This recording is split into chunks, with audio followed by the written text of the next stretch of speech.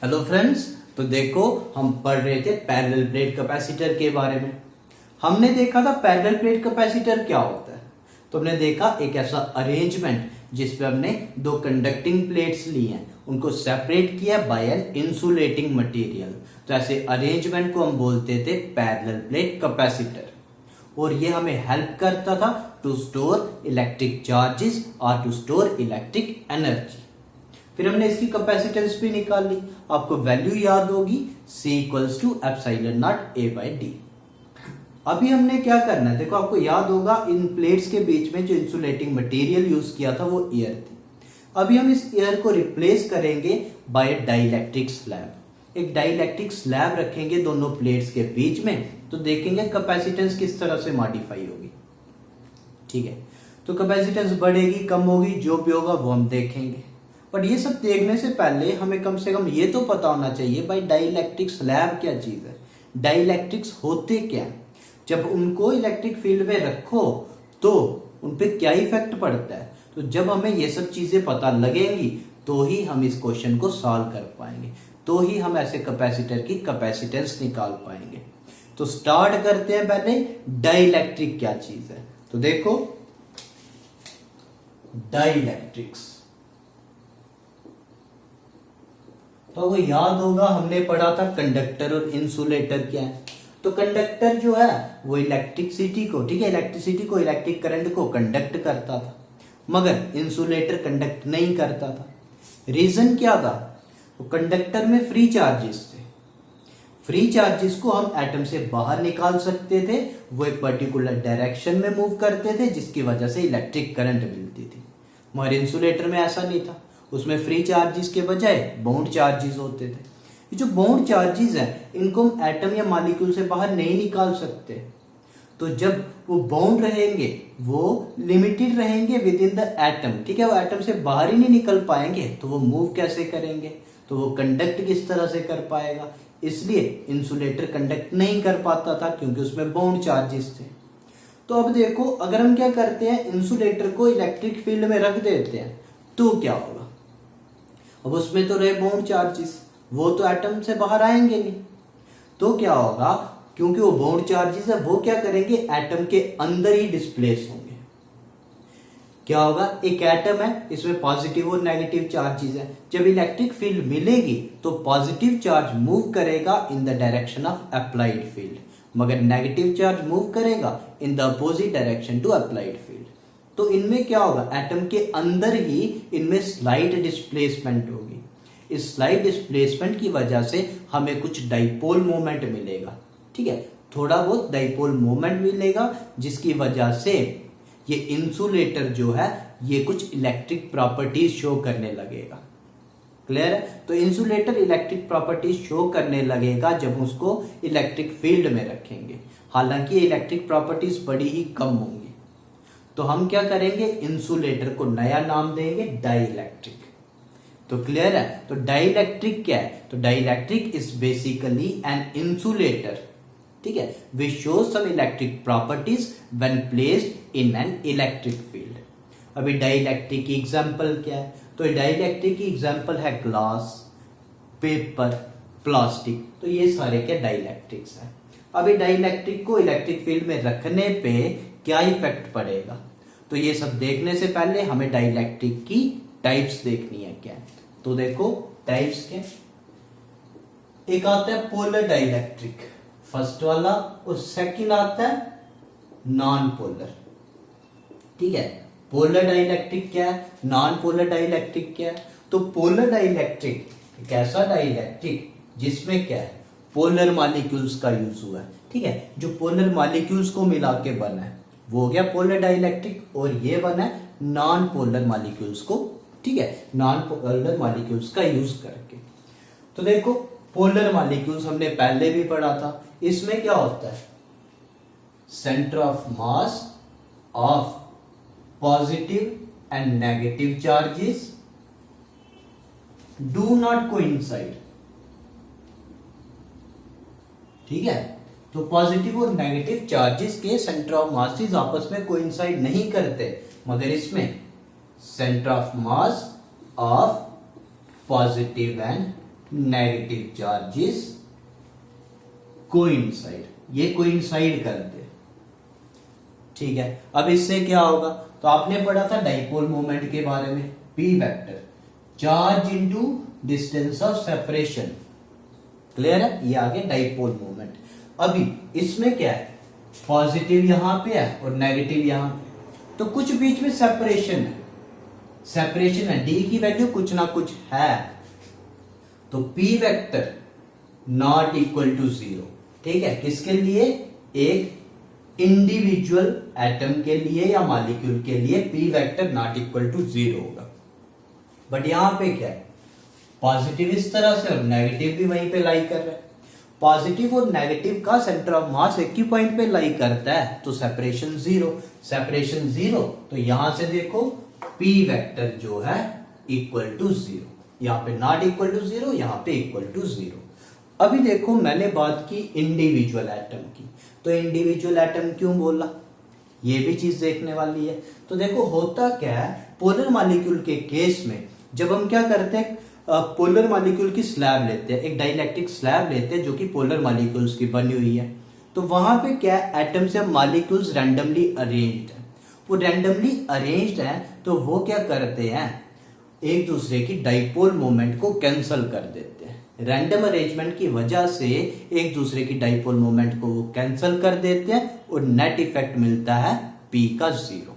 तो यहां पे ठीक है, होल स्लैब के लिए, ठीक है, होल मटेरियल के लिए जो डाइपोल मोमेंट है ये इक्वल टू जीरो हो जाएगा।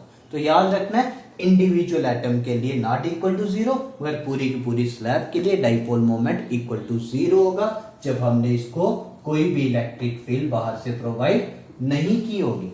इसको और अच्छे से देखेंगे, ठीक है। पहले एग्जांपल्स देख लेते हैं। तो पोलर मॉलिक्यूल्स की एग्जांपल्स क्या है, या पोलर डाइलेक्ट्रिक्स की एग्जांपल्स क्या है, तो देखो HCl, NH3 ये एग्जांपल्स हैं, या फिर CO2 ये एग्जांपल्स है, सॉरी CO, ठीक है, carbon monoxide, HCl, NH3, CO ये एग्जांपल्स हैं पोलर मॉलिक्यूल्स की, पोलर डाइलेक्ट्रिक्स की। और नॉन पोलर में क्या क्या एग्जांपल आएगी, ध्यान से देखो, नॉन पोलर में एग्जांपल आएगी N2, H2, O2 ये सारी, ठीक है, N2, H2, O2, CO2 ये एग्जांपल्स है नॉन पोलर मॉलिक्यूल्स की। अभी देखो बात करते हैं, ये तो आगे पोलर मॉलिक्यूल्स और नॉन पोलर मॉलिक्यूल्स होते क्या क्या, इनकी डाइपोल मोमेंट क्या होगी, या इनकी एग्जांपल्स क्या होती हैं। अभी देखो जब हम इनको इलेक्ट्रिक फील्ड में रखेंगे तो क्या होगा, क्या मॉडिफिकेशंस आएंगी, तो देखो ध्यान से, देखो in an external electric field, तो पोलर पे क्या इफेक्ट पड़ता है, नॉन पोलर पे क्या इफेक्ट पड़ता है। तो यहां पे देखो पोलर के बारे में देखेंगे, ये आ गया, नॉन पोलर में क्या होगा,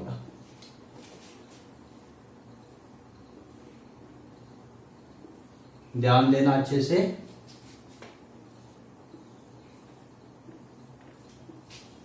ये हमने स्लैब्स बनाई हैं। तो पहले बात करते हैं पोलर की। तो आपको पता है पोलर में क्या होता है, पॉजिटिव और नेगेटिव के सेंटर ऑफ मास कोइंसाइड नहीं करते।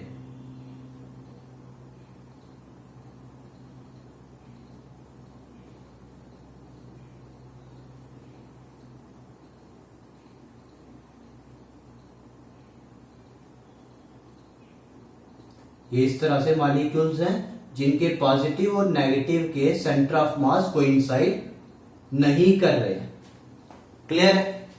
ये है जब electric field equal to zero है। अभी देखो यहां पे रैंडम अरेंजमेंट है मॉलिक्यूल्स का, तो आपस में इसका मान लो अगर डाइपोल मोमेंट p है तो इसका डाइपोल मोमेंट बन जाएगा -p। इस तरह से क्या करेंगे, ओवरऑल जो p है, जो डाइपोल मोमेंट है नेट, वो जीरो आ जाएगा। हालांकि हर एक मॉलिक्यूल का अपना डाइपोल मोमेंट है, बट ओवरऑल जो डाइपोल मोमेंट है रैंडम अरेंजमेंट की वजह से वो जीरो बन रहा है। अब यहां पे देखो जब हमने क्या किया, इलेक्ट्रिक फील्ड प्रोवाइड की, तो ये जो मॉलिक्यूल्स हैं ये प्रॉपरली अरेंज हो जाएंगे, प्रॉपर अरेंजमेंट आ जाएगा इनमें। ठीक है, इलेक्ट्रिक फील्ड प्रोवाइड की। अगर मान लो ये पॉजिटिव टर्मिनल है, ये नेगेटिव टर्मिनल, तो पॉजिटिव यहां पे मूव कर जाएगा, नेगेटिव यहां पे, हर एक में इस तरह से होगा।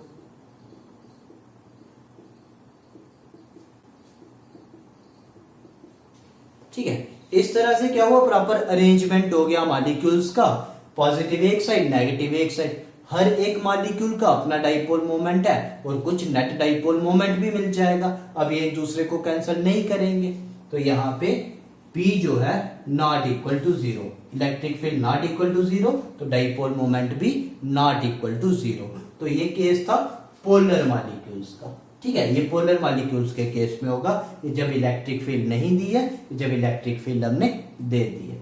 अभी आते हैं नॉन पोलर पे। तो नॉन पोलर में इस तरह से होते हैं। ठीक है, मॉलिक्यूल्स ऐसे होंगे, इनका पॉजिटिव और नेगेटिव चार्जेस का सेंटर ऑफ मास एक ही पॉइंट पे लाई कर रहा है, जहां पे पॉजिटिव है वहीं पे नेगेटिव है, इस तरह से आ रहा है। तो अभी क्या होगा, जब हम क्या करते हैं, इसको इलेक्ट्रिक फील्ड प्रोवाइड करते हैं, इस तरह से शेप है, यहीं पे पॉजिटिव यहीं पे नेगेटिव।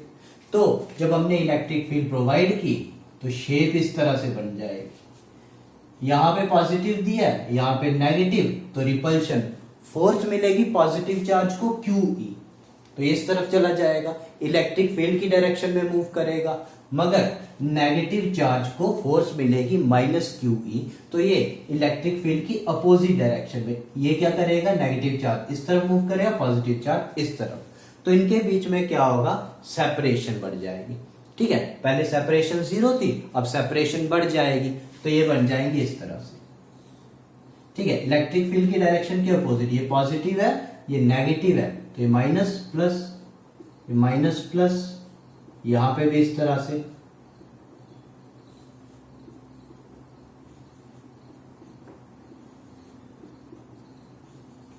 ठीक है, तो ये इस तरह से प्लेस हो जाएंगे, जिसकी वजह से हर एक मॉलिक्यूल का डाइपोल मोमेंट आएगा कुछ ना कुछ, और नेट डाइपोल मोमेंट भी मिल जाएगा। मतलब जब electric field not equal to zero, तो P भी नॉट इक्वल टू जीरो। मगर इनिशियली क्या था, जब इलेक्ट्रिक फील्ड जीरो थी तो P भी जीरो था, हर एक मॉलिक्यूल के लिए भी P जीरो और ओवरऑल भी P जीरो। तो यहाँ पे कुछ ना कुछ डाइपोल मोमेंट मिलती है, तो ये भी क्या करेगा, स्लाइटली कंडक्ट करने लगेगा, इसमें भी कुछ इलेक्ट्रिक प्रॉपर्टीज आ जाएंगी। मगर वो इलेक्ट्रिक प्रॉपर्टीज कब तक रहेंगी, ये जो इंड्यूस, इस तरह के डाइपोल मोमेंट को हम बोलते हैं इंड्यूस्ड डाइपोल मोमेंट। तो ये जो इंड्यूस्ड डाइपोल मोमेंट है, मतलब P not equal to zero है, ये कब तक रहेगा, जब तक एक्सटर्नल इलेक्ट्रिक फील्ड जो है हमने इसको प्रोवाइड किया। जब हम क्या करेंगे, इस एक्सटर्नल फील्ड को हटाएंगे तो डाइपोल मोमेंट फिर से जीरो हो जाएगा, ये मॉलिक्यूल्स फिर से अपनी ओरिजिनल शेप एक्वायर कर लेंगे, तो फिर से इस तरह से हो जाएंगे। अभी हमने क्या किया, यहाँ पे डाइपोल मोमेंट कुछ ना कुछ इनसे ली, P की value not equal to zero बनाई, किस तरह से, इनको बाहर से इलेक्ट्रिक फील्ड प्रोवाइड करके। तो इस फिनोमेना को बोलते हैं पोलराइजेशन ऑफ ए डाइइलेक्ट्रिक। अब ये पोलराइज हो गए। ठीक है, जब इनकी डाइपोल मोमेंट कुछ ना कुछ बनी तो ये पोलराइज हो गए, इसको हम बोलते हैं पोलराइजेशन ऑफ अ डाइइलेक्ट्रिक। तो ये था इसमें। अभी आगे देखो, लिखते पहले डाइइलेक्ट्रिक स्ट्रेंथ। जब हम क्या करते हैं, डाइइलेक्ट्रिक को बाहर से इलेक्ट्रिक फील्ड प्रोवाइड करते हैं, तो होता क्या है, उसके जो बाउंड चार्जेस हैं वो एटम या मॉलिक्यूल के अंदर ही डिस्प्लेस होते हैं। बट अगर क्या हो, हम उसको एक्सटर्नल जो इलेक्ट्रिक फील्ड है बहुत ज्यादा स्ट्रांग प्रोवाइड करें, तो ये जो बाउंड चार्जेस हैं ये एटम या मॉलिक्यूल से निकल के बाहर आ जाएंगे। ये बाहर आ जाएंगे और ये मूव करने लगेंगे, या बाउंड नहीं रहेंगे, ये फ्री हो जाएंगे। जब ये फ्री होंगे तो ये कंडक्ट करने लगेंगे इलेक्ट्रिसिटी। तो इंसुलेटर, ठीक है, जो डाइइलेक्ट्रिक है पहले इंसुलेटर था, अब ये बन जाएगा कंडक्टर। तो डाइइलेक्ट्रिक ने अपनी इंसुलेटिंग प्रॉपर्टी लूज की और ये बन गया कंडक्टर। तो अब हमने देखना है कितनी मैक्सिमम इसको हम इलेक्ट्रिक फील्ड प्रोवाइड करें कि ये अपनी इंसुलेटिंग प्रॉपर्टी लूज ना करे। मैक्सिमम ये कितनी इलेक्ट्रिक फील्ड झेल सकता है, उसको हम बोलते हैं डाइइलेक्ट्रिक स्ट्रेंथ। तो किस तरह से लिखेंगे, the maximum electric field, a dielectric can withstand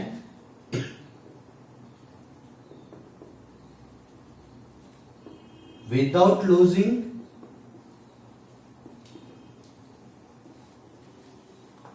its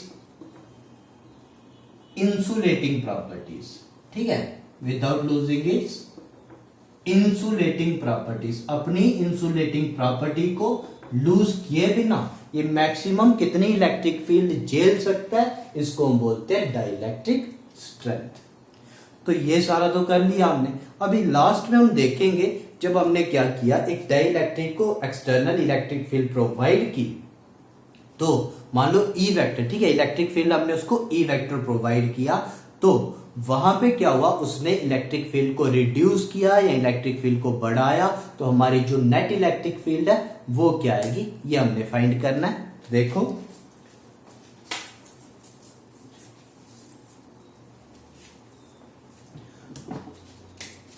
तो हमने क्या किया, ये ले लिए डाइलेक्ट्रिक स्लैब, एक डाइलेक्ट्रिक स्लैब है।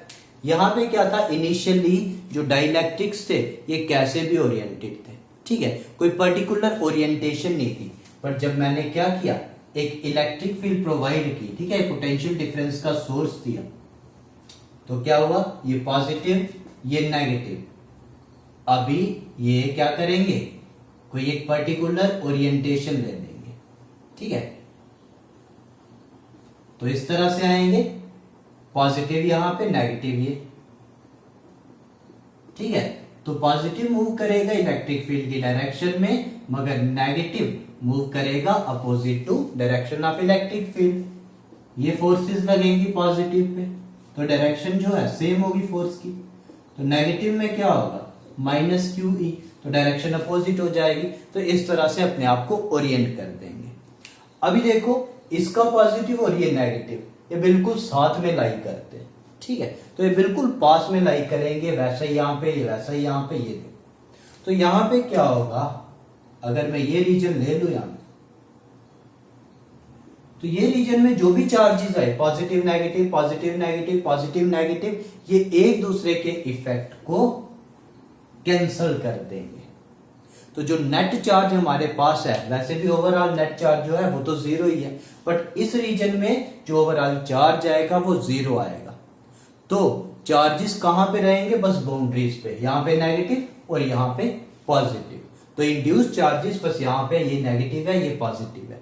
एक्सटर्नल फील्ड की डायरेक्शन ये यहां पे लिख देता हूं, ई एक्सटर्नल, तो ये एक्सटर्नल फील्ड की डायरेक्शन, और यहां पे क्या है, ये चार्जेस है, ये पॉजिटिव चार्जेस है, ये इंटरनल फील्ड, ठीक है, इंड्यूस्ड इलेक्ट्रिक फील्ड मैं लिखता हूं ई इन, ठीक है, ये इंड्यूस्ड इलेक्ट्रिक फील्ड की डायरेक्शन है, ये है एक्सटर्नल फील्ड की डायरेक्शन। दोनों जो है अपोजिट डायरेक्शन में, इसका मतलब जो नेट इलेक्ट्रिक फील्ड है वो किसके इक्वल होगी, एक्सटर्नल इलेक्ट्रिक फील्ड, किससे डिनोट किया, ई एक्सटर्नल माइनस इंटरनल या इंड्यूस्ड इलेक्ट्रिक फील्ड इसके। अभी हमें पता है ये दोनों इक्वल तो होंगे नहीं, एक्सटर्नल फील्ड जो है ई एक्सटर्नल वो बहुत ज्यादा स्ट्रांग है as compare to internal field, ठीक है, तो ये वैल्यू जो है नेट इलेक्ट्रिक फील्ड जो है वो रिड्यूस हो जाएगी, नेट इलेक्ट्रिक फील्ड अब रिड्यूस हो जाएगी, एक्सटर्नल फील्ड से कम हो जाएगी। तो ये था जब हम क्या करते हैं, एक डाइलेक्ट्रिक स्लैब को इलेक्ट्रिक फील्ड में रखते हैं तो इलेक्ट्रिक फील्ड पे क्या इफेक्ट पड़ेगा, तो इस रीजन में इलेक्ट्रिक फील्ड जो है वो रिड्यूस हो जाएगी, वो इतनी रहेगी, E net equals to external field minus induced electric field inside. तो देखो आज हमने देखा डाइलेक्ट्रिक्स क्या होते हैं, इनकी टाइप्स क्या होती हैं, कुछ एग्जांपल्स ली, फिर हमने देखा इनको इलेक्ट्रिक फील्ड में प्लेस करो तो क्या होता है, फिर हमने पोलराइजेबिलिटी पढ़ी, डाइलेक्ट्रिक स्ट्रेंथ पढ़ी, हमने देखा जब डाइलेक्ट्रिक को एक्सटर्नल इलेक्ट्रिक फील्ड में रखेंगे तो क्या इफेक्ट पड़ेगा उसमें, ठीक है, तो ये सब ध्यान में रखना है। और हम नेक्स्ट टॉपिक स्टार्ट करेंगे अपना कैपेसिटर, ठीक है, एक कैपेसिटर लेंगे पैरेलल प्लेट और उसमें एक डाइइलेक्ट्रिक स्लैब डाल देंगे। हम देखेंगे उसकी जो कैपेसिटेंस है किस तरह से मॉडिफाई होती है, क्या बढ़ती है या कम होती है। तो आज इतना ही रखते हैं। Thank you.